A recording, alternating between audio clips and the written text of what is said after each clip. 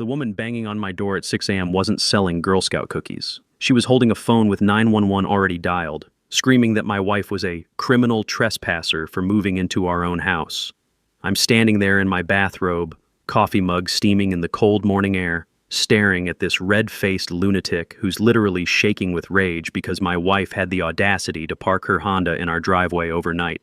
This HOA president, let's call her Brenda, is demanding that police arrest Elena for the crime of living where she belongs, her shrill voice echoing off the frost-covered sidewalk while neighbors peek through their curtains at the morning chaos. But here's the thing about neighborhood bullies. They always pick the wrong target eventually, because 20 minutes after Brenda made that 911 call, she'd be holding very different papers with her name on them. Eviction papers. What would you do if your HOA president tried to evict your wife from your own property? Drop a comment telling me where you're watching from, and whether your neighborhood has one of these people. Let me back up and tell you how we got to this insane moment. My name's Marcus, I'm 45, work as an industrial maintenance supervisor, the kind of guy who pays his bills early, keeps his lawn pristine, and minds his own business.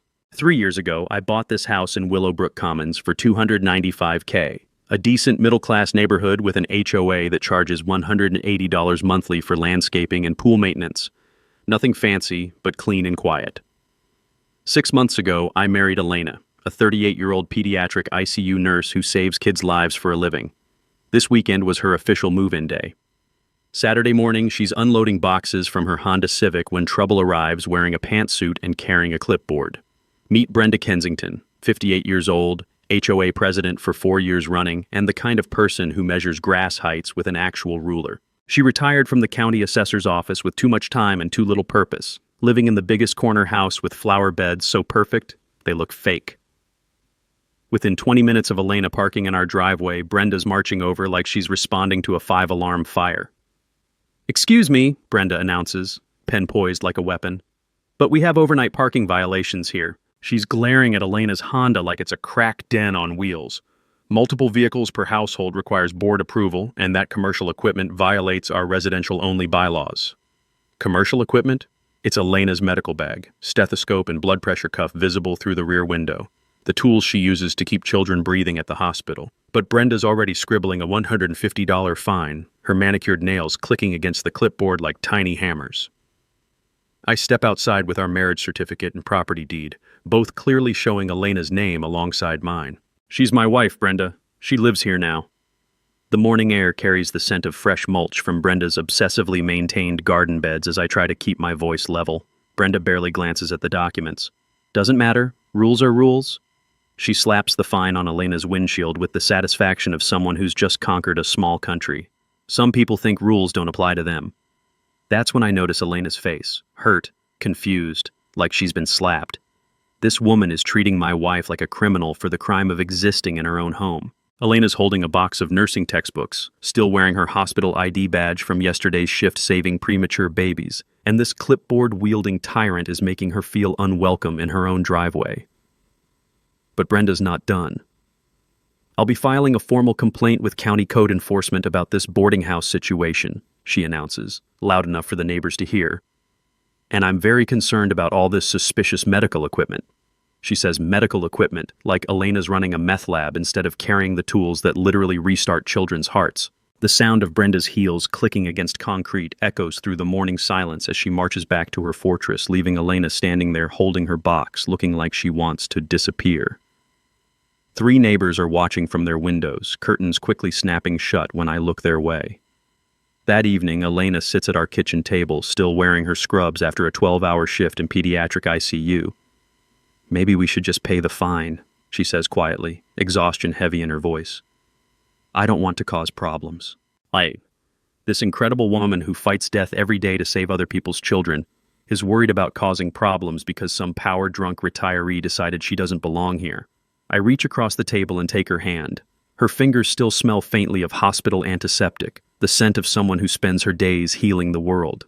"We're not paying that fine," I tell her. "And we're definitely not letting her run us out of our own home." That night, lying in bed listening to the distant hum of traffic, I made a decision. Brenda Kensington had just picked a fight with the wrong family. 3 days later, I'm drinking my morning coffee when there's a knock at the door. Not Brenda this time. It's a guy in a county uniform holding an official clipboard, the metal edge glinting in the morning sunlight. "Code enforcement," he says, looking embarrassed. "Got a complaint about illegal boarding house operations at this address." I invite him in, show him around our perfectly normal home. 2 bedrooms, 1 couple, 0 boarders. He takes notes, asks a few questions, then shakes his head. "Someone filed a complaint claiming you're running an unlicensed medical facility." He glances at Elena's small work bag by the door, the familiar scent of hospital antiseptic still clinging to the leather. "That's your wife's nursing equipment, right?" When I nod, he sighs. "Whoever called this in wasted everyone's time. You folks have a nice day." But Brenda's just getting started. That afternoon, Elena comes home from her shift looking like someone punched her in the gut. "Someone called the hospital," she tells me, her voice barely above a whisper. "They claimed I was using hospital equipment for unauthorized purposes and questioned my professional conduct." The hospital administration laughed it off. Elena's one of their best nurses. But the fact that someone tried to sabotage her career makes my hands shake with rage. Then the anonymous notes start appearing. Tuesday morning, there's a folded paper under our windshield wiper. "Keep our neighborhood family friendly." Wednesday, another one tucked in our mailbox. "Some people don't belong here." The messages are printed in block letters like a ransom note, but I recognize the expensive cream-colored stationery from Brenda's formal HOA communications. Thursday brings the final straw. Elena walks out to her car and stops dead in her tracks. Someone's keyed a long scratch down the passenger side, the metal gleaming raw through the blue paint like an angry scar. She stands there staring at the damage, her shoulders sagging with defeat, and something inside me snaps like a dry twig. That evening, I do what I should have done from the beginning. I actually read our HOA bylaws. All 47 pages of mind-numbing legalese, sitting at my kitchen table with a highlighter and growing anger. My dad always told me, "Son, when someone's playing games with rules, learn the rules better than they do." Turns out Dad was right, because Brenda's been playing fast and loose with those very same rules. First violation, her fence. The bylaws clearly state maximum height of 6 feet. Brenda's backyard fence measures 6 feet 8 inches. I check with a tape measure like she taught me, the cold metal reminding me of her clipboard clicking. Second violation, that gorgeous deck addition she's so proud of. No permit on file with the HOA, and improvements over $5,000 require board approval. Her deck cost at least $15,000 based on the composite materials I can see. But here's the beautiful part. Something I remembered from a property law class I took years ago when I was thinking about real estate. HOA enforcement must be consistent and equitable. You can't selectively enforce rules against some people while ignoring violations by others. It's right there in black and white, probably written by some lawyer who knew exactly how petty tyrants operate. The same rules that protect them can protect you if you know how to use them. Friday morning, I file formal complaints against Brenda with the HOA board. I include photos of her fence violation, documentation of her unpermitted deck, and a detailed timeline of her harassment campaign against Elena. I also cite the consistent enforcement clause and request an emergency board meeting to address these serious violations. Monday evening, the emergency board meeting convenes in the community center. The fluorescent lights buzz overhead like angry wasps as Brenda shows up with her 3 supporters, expecting to railroad through some motion against us. Instead, she walks into a room where I'm sitting calmly with a folder full of evidence and a smile that probably looks a little too confident. "Before we discuss any alleged violations involving my family," I announce when the meeting opens, "I'd like to address some actual violations that need immediate attention." I slide copies of my documentation across the table to each board member, the papers making a satisfying whisper against the fake wood surface. As you can see, we have some serious consistency issues with enforcement in this community. Brenda's face goes through several interesting color changes as the board members review the photos of her fence and deck. "This is ridiculous," she sputters. "Marcus is just trying to deflect from his own violations by making frivolous complaints." "Are you saying the tape measure is lying?" I ask, keeping my voice level. "Or that the county building permits office is wrong about your deck addition?" The room fills with the uncomfortable silence of people realizing their HOA president has been caught red-handed. The other board members, decent people who just wanted to keep the neighborhood nice, start asking Brenda some very pointed questions about when she was planning to address her own violations. Brenda's face is now the color of a ripe tomato as she realizes her power play has backfired spectacularly. "This meeting is over," she declares, grabbing her papers and marching toward the door. "I don't have to listen to this harassment." Actually, I call after her, according to the bylaws, meetings can only be adjourned by majority vote. She stops in the doorway, her whole body rigid with fury, then storms out into the parking lot where I can hear her car door slam hard enough to rattle windows. If I thought embarrassing Brenda at the board meeting would make her back down, I seriously underestimated the fury of a woman who just lost face in front of her neighbors. The next morning, I'm heading to work when I notice an unfamiliar car parked across the street. A guy in a cheap suit sitting behind the wheel with a camera, the morning sunlight reflecting off his telephoto lens like a predator's eye. Elena calls me at lunch, her voice tight with anxiety. "There's someone taking pictures of our house," she whispers. "I saw him through the bedroom window when I got home from my shift." The coffee in my mouth suddenly tastes bitter as I realize Brenda hired a private investigator to research us, probably hoping to find some dark secret that would justify her harassment campaign. The irony is delicious. She's paying someone to prove we're the criminals while she's the one breaking HOA rules. But Brenda's arsenal is just getting started. Wednesday afternoon, Elena's supervisor at the hospital calls her into the office, the fluorescent lights humming overhead like angry wasps. Someone filed a formal complaint claiming Elena was mentally unstable and involved in neighborhood disputes that affect her professional judgment. The supervisor, a no-nonsense woman who's worked with Elena for 3 years, actually laughed. "Whoever called this in clearly doesn't know you," she told Elena, "but I have to document it for HR purposes." The smell of Elena's stress relief lavender lotion fills our bedroom that night as she sits on the edge of the bed, shoulders hunched with exhaustion. "Maybe we should just move," she says quietly, her voice barely audible over the distant hum of traffic. "I can't handle someone trying to destroy my career over parking spaces." That's when I realize Brenda's strategy isn't just harassment, it's total warfare designed to drive us out of the neighborhood entirely. Thursday brings a visit from the city planning office. Another anonymous complaint. This time claiming we're violating residential zoning laws by operating a medical practice from our home. The inspector, a patient man who's clearly dealt with this nonsense before, takes one look at Elena's work bag and shakes his head. "Ma'am, unless you're performing surgery in your living room, carrying medical equipment home from work isn't a zoning violation." That evening, I decide to fight smarter instead of harder. I call a property management attorney I found online, remembering something my father-in-law mentioned at our wedding. He'd dealt with a similar HOA nightmare years ago and learned that documentation was everything. The attorney, Sarah Martinez, specializes in HOA disputes and has that weary tone of someone who's seen this movie before. "Here's something most people don't realize," she tells me, her voice crackling through my phone speaker as I pace our kitchen. "When HOA enforcement becomes selective and harassing, it creates legal liability for the association. I had a case last year where hostile environment harassment laws applied to housing situations. Same principle as workplace protection." She suggests I start documenting every interaction with timestamps and witnesses, advice that echoes what Elena learned during her nursing training about protecting yourself with proper records. But then she drops the real bomb.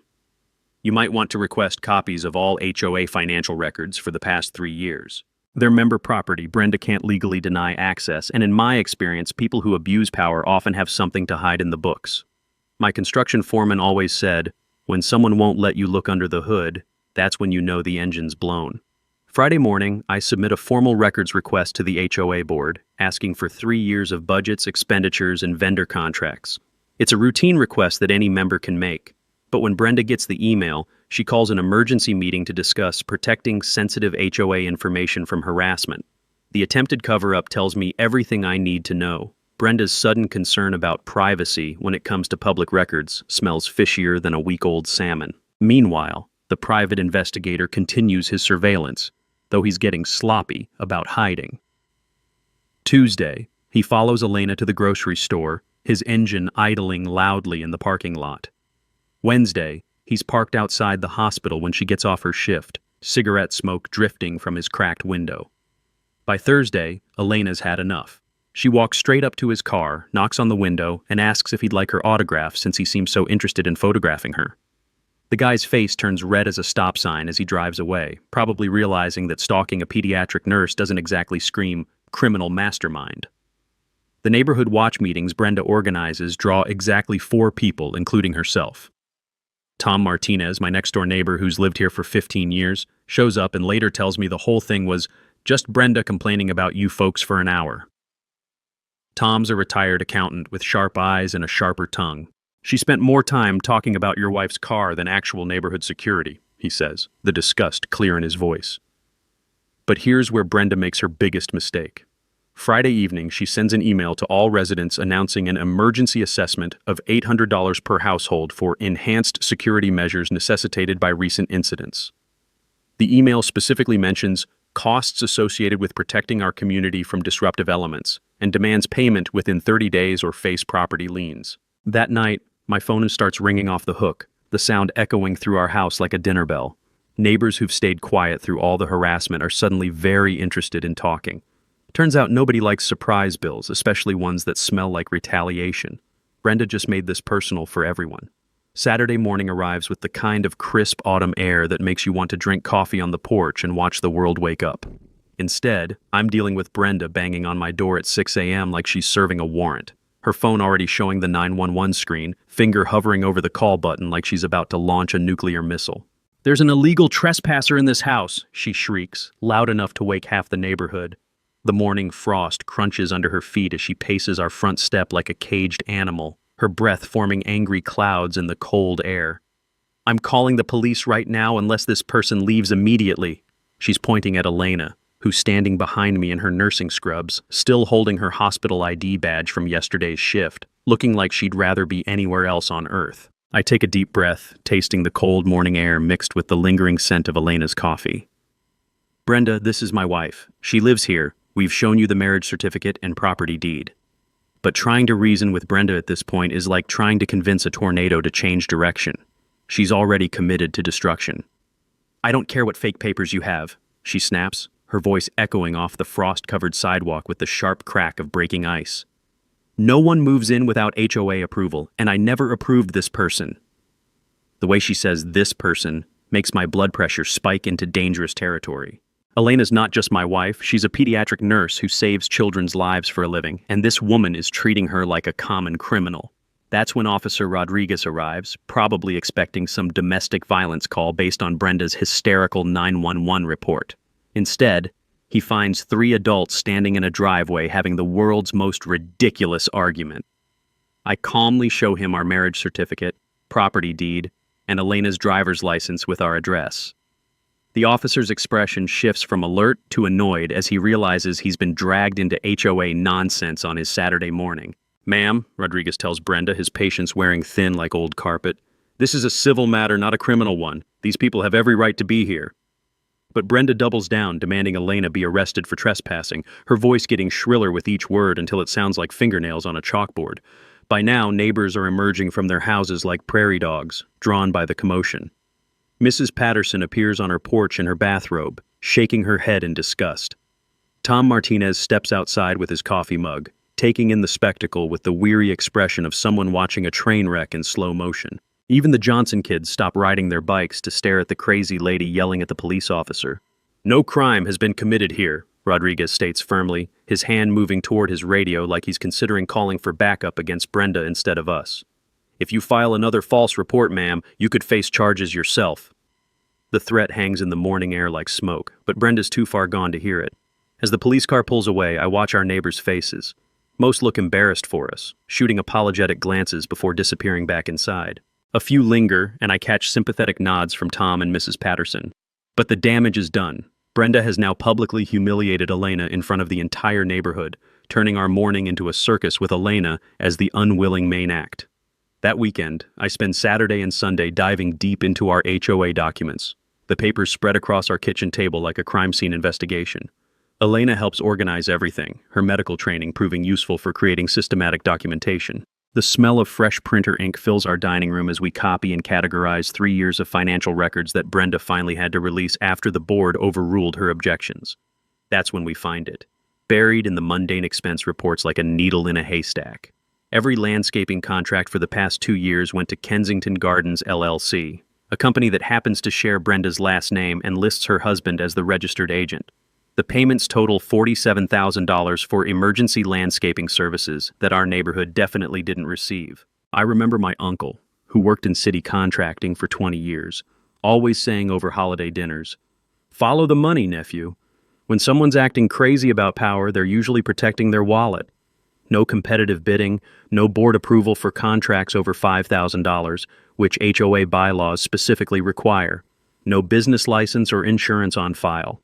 Just Brenda writing checks from the community fund directly to her family business for work that either wasn't done or was massively overpriced. The math is simple. Each household has been overcharged roughly $400 per year to fund Brenda's personal landscaping company.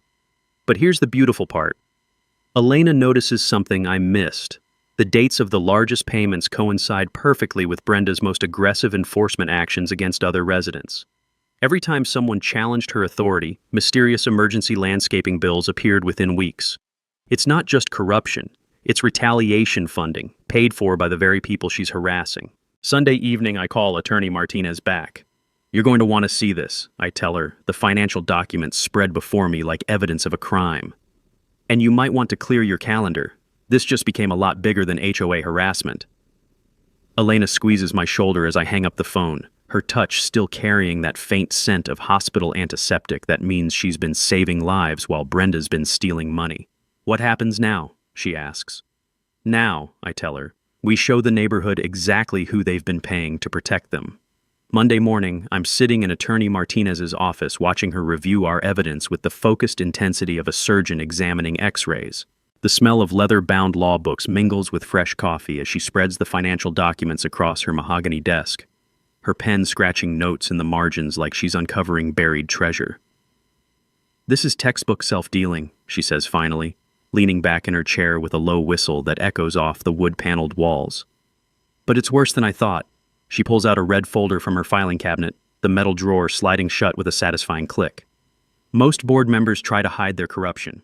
Brenda's been brazenly stealing from your community in broad daylight." She walks me through the legal framework, and suddenly I'm remembering my business law professor from community college 20 years ago, explaining how corporate directors have a fiduciary duty to shareholders. When HOA board members award contracts to themselves or family members without disclosure, competitive bidding, and board approval, they violate that same sacred trust. It's not just unethical, it's criminal fraud that destroys any corporate protection they might claim. "Here's what makes this case special," Martinez continues, the afternoon sunlight streaming through her office window creating shadows that dance across the evidence. "Your HOA bylaws require board approval for any expenditure over $5,000. Brenda authorized $47,000 in payments to her husband's company without a single recorded vote. That's not oversight, that's intentional theft." But the smoking gun isn't just the money, it's the vindictive pattern Elena spotted. Martinez shows me how the largest payments to Kensington Gardens LLC coincide perfectly with resident complaints against Brenda. Someone questions her authority in March? Boom, $8,000 emergency tree removal in April. A resident challenges an HOA fine in August. Suddenly there's $12,000 in urgent sprinkler repairs in September paid to guess who? She's been funding her revenge campaigns with community money, Martinez explains, her voice carrying the righteous anger of someone who's seen too many bullies abuse power. Every time someone stood up to her, she punished the entire neighborhood by stealing more from the common fund. It's like a medieval queen taxing her subjects to pay for soldiers to keep them in line. The legal implications hit like a freight train. Brenda faces potential criminal charges for theft, fraud, and breach of fiduciary duty. The HOA's insurance won't cover intentional criminal acts, making her personally liable for every stolen penny plus interest and legal fees. But here's the delicious irony. The false police reports and harassment campaign she's been running against Elena create additional criminal exposure for witness intimidation and filing false instruments. "Conservative estimate," Martinez says, her calculator clicking as she runs the numbers. She owes the community $31,000 in fraudulent payments, plus another $15,000 in interest and penalties.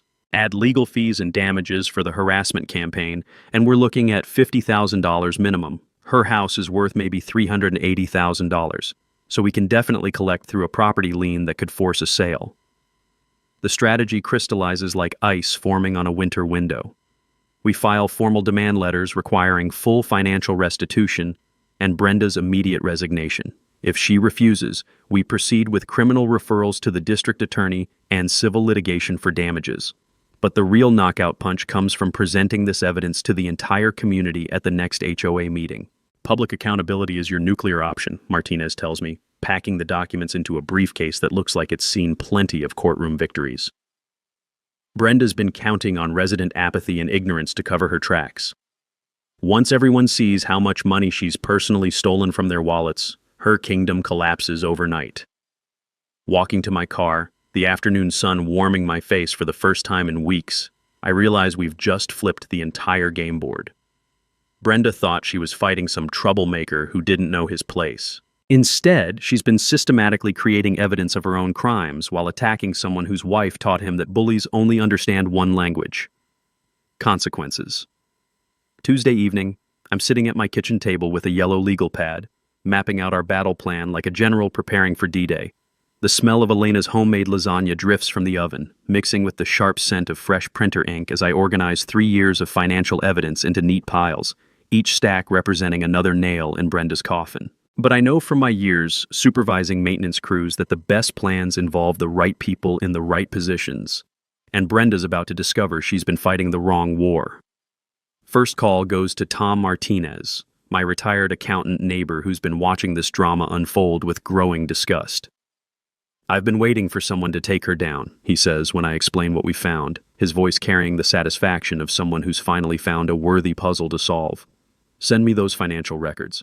I'll create a presentation that even my 90-year-old mother could understand." Tom spent 40 years following money trails for the IRS. If anyone can make Brenda's fraud crystal clear to angry homeowners, it's him. Elena contributes her healthcare expertise, organizing our documentation with the systematic precision she uses to track patient medications in the ICU. She creates a timeline showing how Brenda's harassment escalated alongside the fraudulent payments, each incident color-coded and cross-referenced like a medical chart tracking symptom progression. "In nursing, we call this pattern recognition," she explains, highlighting dates with a yellow marker that squeaks against the paper. "Show the pattern, and the diagnosis becomes obvious to everyone." Wednesday brings our first media ally, Sarah Chen, the local reporter who's been covering municipal corruption for the Tribune. She arrives at our house with a tape recorder and the hungry expression of a bloodhound who's caught a fresh scent. "HOA corruption is exploding statewide," she tells us over coffee, her pen moving rapidly across her notepad like she's taking dictation from justice itself. Readers eat these David versus Goliath stories for breakfast, especially when there's juicy financial fraud involved. Sarah's investigation uncovers details we missed. Kensington Gardens LLC has no business license, no insurance, and no employees beyond Brenda's husband Frank, who's listed as both owner and sole contractor.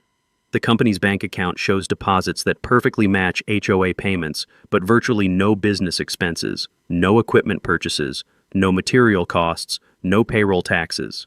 It's a shell company designed purely to funnel community money into the Kensington family checking account, about as subtle as a neon sign advertising theft. Thursday evening brings Detective Jim Walsh to our dining room table, his off-duty presence lending the gravity of someone who's seen real criminals operate. Walsh lives 3 streets over and has watched Brenda's antics with the bemused expression of someone who knows actual threats when he sees them. "False police reports are typically misdemeanors," he explains, reviewing the timeline of Brenda's harassment campaign while the ice cubes clink in his sweet tea. "But when they're part of a systematic pattern designed to intimidate witnesses to financial crimes, that escalates everything to felony territory. Your wife's not just being harassed, she's being targeted to prevent exposure of the fraud." The technical preparation intensifies throughout the week. Attorney Martinez drafts a cease and desist order that reads like a legal death sentence, demanding Brenda stop all harassment and begin immediate financial restitution. We prepare formal complaints for the State Attorney General's office, the county prosecutor, and the State Insurance Commission that regulates HOA operations. Each document builds our case like layers of medieval armor, protecting us from any desperate legal counterattack Brenda might attempt. But the real breakthrough comes Friday when Tom Martinez calls with excitement crackling in his voice like electricity before a storm. "You need to see this," he says, arriving 20 minutes later with a laptop and the triumphant expression of someone who's just solved a murder mystery. His forensic accounting analysis reveals that Brenda's theft follows a predictable pattern. She steals the most money during months when HOA reserves are highest, timing her fraud to avoid triggering automatic audits that kick in when accounts drop below certain thresholds. "She's been gaming the system like a Vegas card counter," Tom explains, his spreadsheet showing payment cycles that coincide with seasonal assessments. "Every spring when annual dues come in, boom, massive landscaping emergency. Every fall, when special assessments are collected, suddenly we need urgent sprinkler repairs that cost exactly what's sitting in the bank. The sophistication suggests this isn't amateur hour. Brenda's been running a deliberate, calculated fraud operation disguised as community improvement, probably learning the loopholes during her years working for the county assessor. Elena suggests we invite every household personally rather than relying on Brenda's official meeting notices. She'll try to sabotage attendance, Elena points out, remembering tactics from her hospital's contentious quality improvement meetings.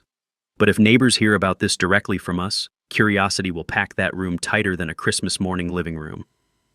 We spend Saturday afternoon going door to door, armed with copies of the most damning financial documents and Tom's simplified analysis that shows exactly how much each household has been overcharged. The response exceeds our wildest expectations.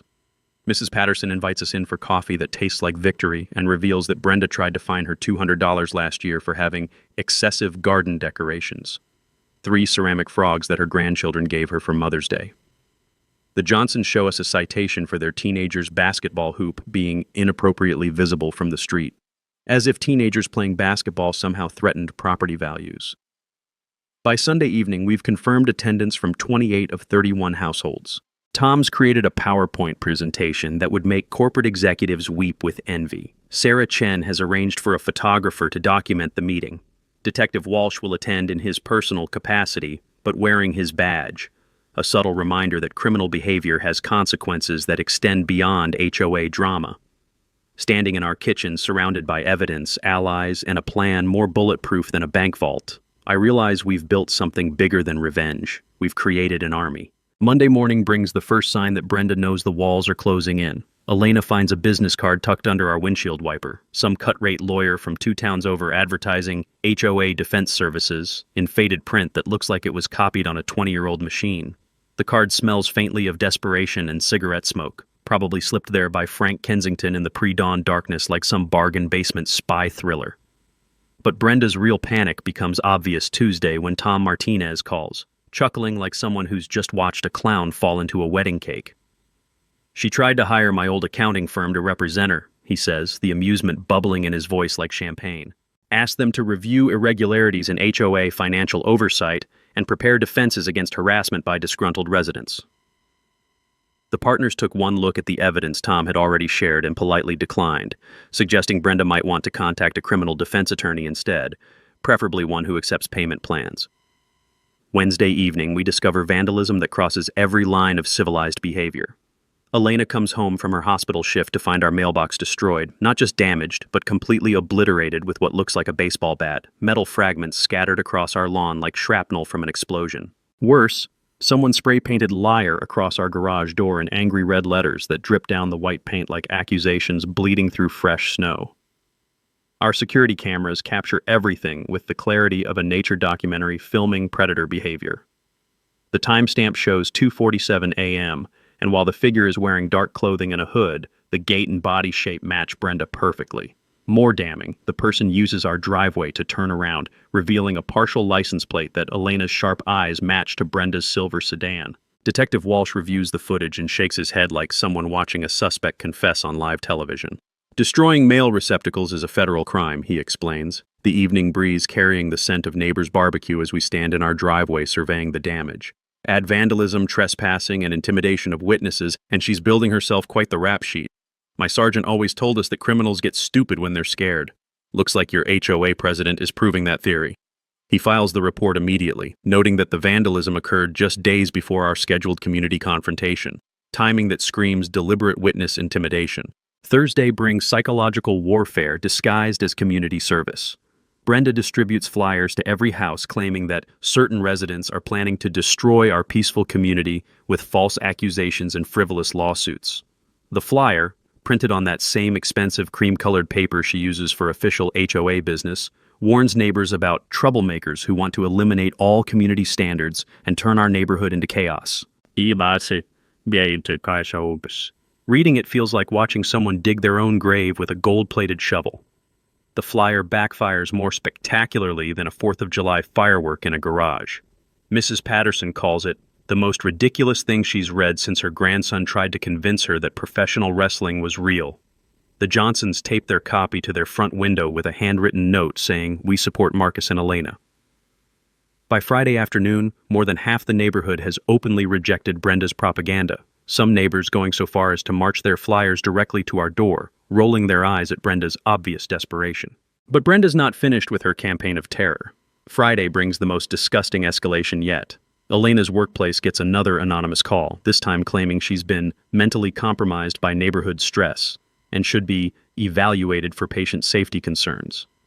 The caller provides specific details about Elena's schedule and suggests the hospital monitor her behavior around pediatric patients. Using children's safety as a weapon against a pediatric nurse crosses lines that decent people don't even know exist. Elena's supervisor, Dr. Rachel Morrison, calls immediately, her voice tight with the kind of anger that comes from watching someone attack excellence. "This is getting ridiculous," she says. "Someone with detailed knowledge of your personal situation is trying to destroy your career. I'm documenting this as workplace harassment and contacting hospital security." Dr. Morrison's worked with Elena for 3 years and knows her as one of the most competent, compassionate nurses in pediatric ICU. But the fact that someone would weaponize child safety concerns to attack Elena makes my hands shake with rage. Saturday morning, I discover Frank Kensington parked outside Elena's hospital, apparently photographing her license plate and documenting her work schedule like some discount private investigator. When Elena confronts him, he claims he's investigating suspicious activity and protecting the community from unstable individuals. The hospital security guards escort him off the property, but not before he makes veiled threats about consequences for people who don't know their place. The community response to Brenda's escalation campaign tells the real story. Tom Martinez starts a neighborhood group chat that quickly grows to include 26 households, all sharing their own stories of Brenda's abuse and expressing support for our upcoming presentation. Sarah Chen interviews several neighbors for her article, collecting quotes like, "It's about time someone stood up to her," and "We've been afraid to speak up for years." Sunday evening, Elena sits at our kitchen table organizing medical records. Not patient files, but documentation of her own stress-related health impacts from Brenda's harassment campaign, the papers rustling like autumn leaves in her precise hands. "I've developed chronic headaches, sleep disruption, and anxiety symptoms," she explains, her voice carrying the clinical detachment she uses to discuss difficult diagnoses. "My blood pressure's elevated, and I've lost 8 pounds from stress. This isn't just harassment, it's causing actual physical harm." As we prepare for Monday's confrontation, watching Brenda's desperation spiral into criminal behavior, one thing becomes crystal clear. Tomorrow, the neighborhood bully finally meets her match. Monday arrives with the kind of crisp autumn air that makes everything feel possible, but the community center parking lot already buzzes with tension by 6:30 p.m. Cars fill every space as neighbors arrive early, many clutching copies of Brenda's ridiculous flyer and shaking their heads in disgust. The smell of fresh coffee mingles with the scent of fallen leaves as Tom Martinez sets up his laptop, the projector screen glowing white like a blank canvas waiting for justice to paint its masterpiece. Brenda arrives fashionably late at 7:15, strutting through the parking lot like she owns the place, which, in her mind, she probably does. She's brought reinforcements. Frank slouches behind her carrying a briefcase that probably contains their discount lawyer's advice, while Dorothy Pratt and Bill Morrison trail behind, looking increasingly uncomfortable with each step. The click of Brenda's heels against the concrete echoes through the evening air like a countdown timer ticking towards 0 hour, each step bringing her closer to her own reckoning. Inside, the community center hums with the largest HOA meeting attendance in recorded history. 28 households represented, Sarah Chen positioned discreetly with her camera, Detective Walsh sitting in the back wearing his badge like a quiet promise of accountability. The fluorescent lights buzz overhead like angry wasps as Brenda surveys the packed room, her confident expression flickering for just a moment when she realizes she's walking into an ambush disguised as democracy. "Before we begin tonight's meeting," Brenda announces, trying to seize control of the narrative with the desperation of someone grabbing at smoke, "I want to address the malicious rumors being spread by certain residents who seem determined to destroy our peaceful community." Her voice carries that familiar tone of wounded authority, but tonight it sounds more like a leaking balloon than a commanding presence. "These false accusations are nothing more than harassment designed to—" "Point of order," Tom Martinez interrupts, standing with the calm authority of someone who's spent 40 years dismantling financial lies for the IRS. "According to HOA bylaws, the first order of business must be financial reporting. I believe everyone here is very interested in reviewing our community's expenditures." The room erupts in murmurs of agreement as Tom walks to the front, carrying a folder thick enough to choke a horse and wearing the satisfied expression of an accountant who's about to balance some very crooked books. Brenda's face shifts through several interesting color changes as Tom begins his presentation, like watching a traffic light malfunction in slow motion. The projector screen fills with spreadsheets showing $47,000 in payments to Kensington Gardens LLC, each line item highlighted in angry red like evidence at a murder trial. The room falls silent except for the gentle hum of the projector and the sound of 30 people's jaws collectively hitting the floor with the force of dropped anvils. "Holy shit," whispers Jim Patterson, apparently forgetting his wife's rule about language in public. "She's been stealing from us for years." Mrs. Patterson elbows him for the profanity but nods in furious agreement, her ceramic frog-loving grandmother instincts sensing betrayal from a mile away like a bloodhound catching a familiar scent. Brenda attempts damage control with the desperation of someone trying to stop a dam with bubblegum and prayer. "This is completely out of order," she shrieks, her voice rising to frequencies that probably upset neighborhood dogs 3 blocks away. "These documents are private HOA business and Marcus has no authority to—" "Actually," Detective Walsh says, standing slowly and letting his badge catch the fluorescent light like a beacon of accountability, "when financial irregularities suggest potential criminal activity, these documents become evidence." His voice carries the quiet authority of someone who's arrested actual criminals instead of harassing pediatric nurses who save children for a living. "Ma'am, you might want to consider remaining silent until you consult with legal counsel, preferably someone who passed the bar exam." The warning hangs in the air like smoke from a fire that's already consumed everything combustible. Elena stands to address the room, her voice steady despite everything Brenda's put her through, carrying the same calm authority she uses when explaining life-or-death procedures to worried parents.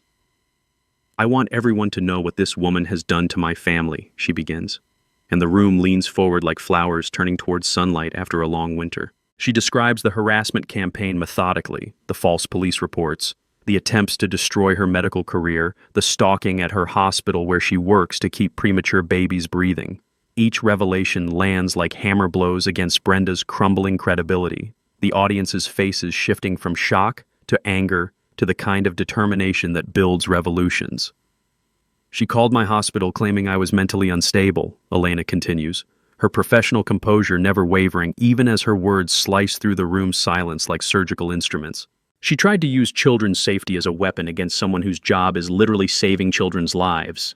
The irony hangs in the air like a toxic cloud. Brenda's been terrorizing the very person who spends her days keeping their grandchildren alive. The formal votes come swiftly and decisively, like dominoes falling in perfect sequence.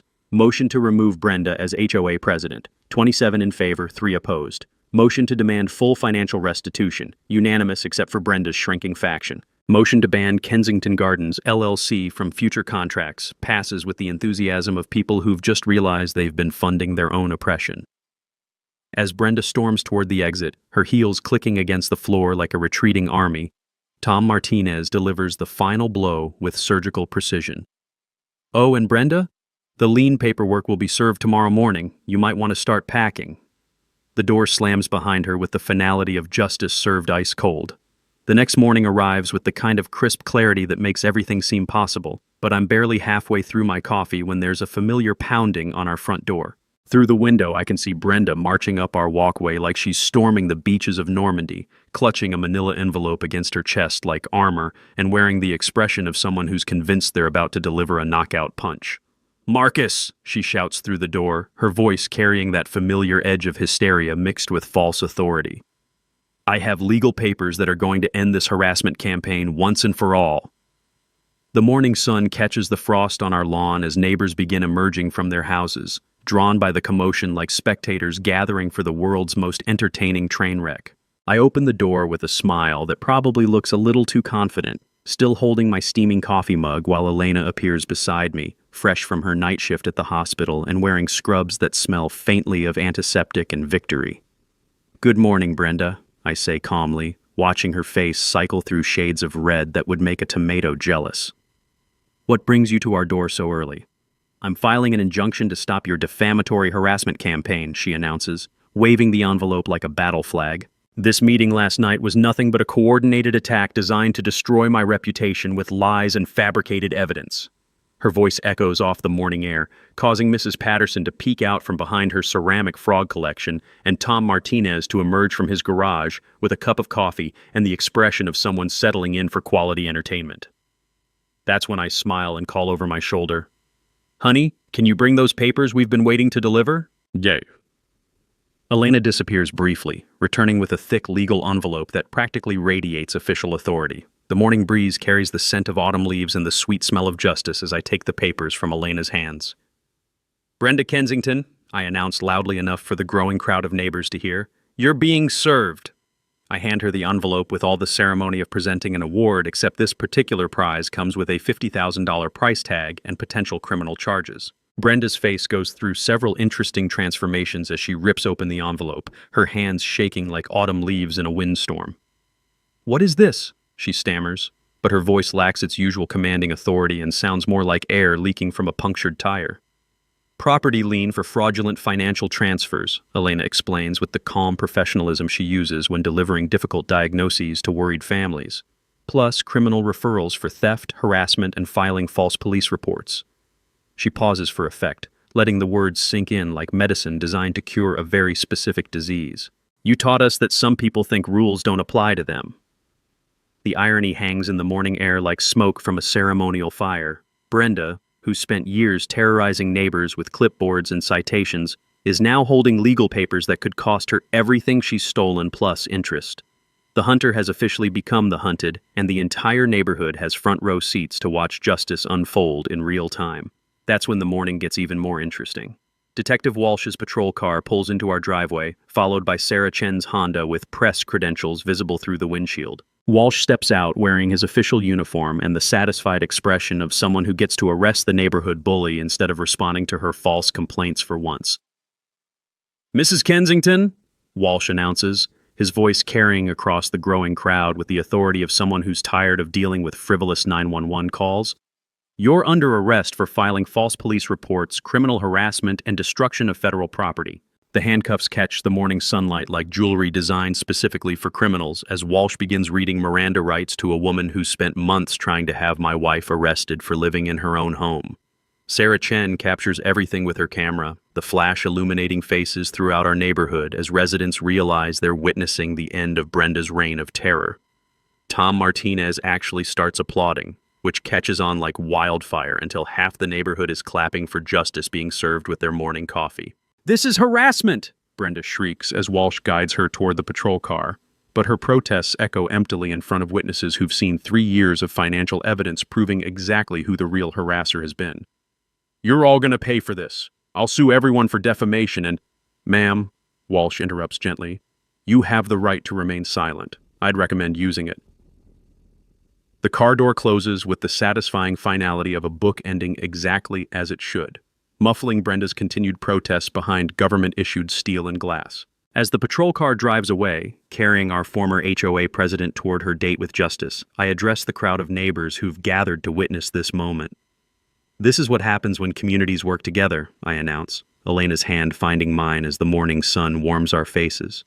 "Bullies only win when good people stay silent." Elena steps forward, her voice carrying the same strength she uses to fight for children's lives every day. "Now let's make this neighborhood somewhere everyone truly belongs." The applause that follows sounds like freedom itself. 6 months later, I'm standing in our backyard watching Elena organize the first annual Community Accountability Day celebration, and the transformation is nothing short of miraculous. The smell of barbecue smoke mingles with children's laughter as neighbors who barely spoke before Brenda's downfall now gather around picnic tables sharing stories, recipes, and the kind of genuine community spirit that money can't buy but apparently tyranny can destroy. The legal resolution came swiftly once the evidence went public. Brenda pleaded guilty to reduced charges rather than face trial, paying full restitution of $47,000 plus penalties and legal fees that brought the total to just over $65,000. Her house sold within 30 days of her arrest, the for sale sign standing like a monument to the consequences of thinking rules don't apply to you. Frank dissolved Kensington Gardens LLC and took a job with a legitimate landscaping company 2 counties away, probably grateful to escape the shadow of his wife's spectacular fall from grace. Elena received a formal apology from the hospital administration for the harassment she endured, along with a commendation for maintaining professional excellence under extraordinary personal stress. Dr. Morrison nominated her for the State Nursing Association's Community Service Award, citing her grace under pressure and commitment to pediatric care despite facing what the nomination letter diplomatically called unprecedented personal attacks from a mentally unstable neighbor. The recovered HOA funds created opportunities none of us had imagined. The neighborhood voted to establish the Elena Martinez Nursing Scholarship for students pursuing pediatric nursing degrees, using $15,000 of the recovered money to help future caregivers follow Elena's path into healing professions. Another $20,000 went toward building a playground that rivals anything at the local parks, complete with equipment designed for children with disabilities. Elena's suggestion based on her experience with young patients recovering from serious injuries. Tom Martinez became our new HOA president by unanimous vote, running on a platform of radical transparency and zero tolerance for financial shenanigans. His first act was implementing monthly financial reports that every resident receives via email, along with photographs of completed work and receipts for all expenditures over $500. Trust but verify, Tom announced at his inaugural meeting, channeling his inner Ronald Reagan. And in Brenda's case, we forgot the trust part and went straight to verification. The broader impact extended far beyond our neighborhood borders. Sarah Chen's investigative series on HOA corruption won the State Journalism Association's Public Service Award, inspiring similar investigations across 3 counties that uncovered millions in fraudulent payments and self-dealing schemes. Her follow-up articles helped pass state legislation requiring annual independent audits for all HOA organizations managing more than $50,000 in community funds, a law now known informally as the Brenda Prevention Act. Our story became a template for other communities fighting similar battles. Attorney Martinez now specializes in HOA corruption cases, representing neighborhoods from suburban developments to retirement communities where board members thought they could steal with impunity. She keeps a framed copy of Tom's financial analysis on her office wall, calling it the most beautiful spreadsheet in legal history, and charging premium rates for what she calls the Kensington treatment. The personal healing took longer than the legal resolution, but watching Elena laugh with Mrs. Patterson while helping set up face-painting stations, I realize we've gained something more valuable than justice. We've built genuine community from the ashes of one woman's attempted tyranny. Elena's stress-related health issues disappeared completely once the harassment ended, her blood pressure returning to normal, and her natural joy in helping others fully restored. Property values in Willowbrook Commons increased by 12% over 6 months. Not because of Brenda's oppressive rule enforcement, but because word spread about a neighborhood where residents actually support each other. Young families specifically seek us out, drawn by stories of a community that stands up to bullies and protects its most vulnerable members. Tonight, as children play on swings funded by recovered stolen money while their parents share grilled burgers and stories of Brenda's various ridiculous citations, Detective Walsh stops by in his civilian clothes. "Best arrest I ever made," he tells Elena, accepting a plate of her famous potato salad. "Usually we arrest people who hurt communities. That time, I got to arrest someone who was the community's biggest problem." The evening sun casts long shadows across our neighborhood as families pack up coolers and folding chairs, children tired from playground adventures funded by justice and parents planning next month's block party. Elena squeezes my hand as we watch neighbors helping each other carry supplies, the simple act of community cooperation feeling like the most natural thing in the world. "You know what the best part is?" Elena asks, her voice carrying the contentment of someone whose faith in human decency has been fully restored. "What's that?" "Brenda was right about one thing," she says with a smile that could light up the darkness. "Some people really do think rules don't apply to them. She just never realized she was describing herself." Walking inside past our rebuilt mailbox, I can't help but smile at the irony. Brenda spent years trying to make this neighborhood conform to her vision of order and control. Instead, she accidentally created something much better. A real community built on mutual respect, transparency, and the radical idea that everyone deserves to feel safe in their own home. So here's my question for you. What would you do if you faced an HOA Karen trying to drive you from your own home? Share your own neighborhood nightmare stories in the comments below. Some of you have tales that would make Brenda look like an amateur. And if you enjoyed watching justice triumph over petty tyranny, make sure to subscribe to HOA Stories for more tales of regular people fighting back against those who think power means never having to say you're sorry. Remember, bullies only win when good people stay silent. Sometimes the best revenge is simply refusing to be quiet. We appreciate you spending your time with us on HOA Stories, where HOA Karens finally get checked. If you enjoyed today's drama, hit like, comment on your favorite part below, and don't forget to subscribe so you'll be the first to catch our next HOA showdown.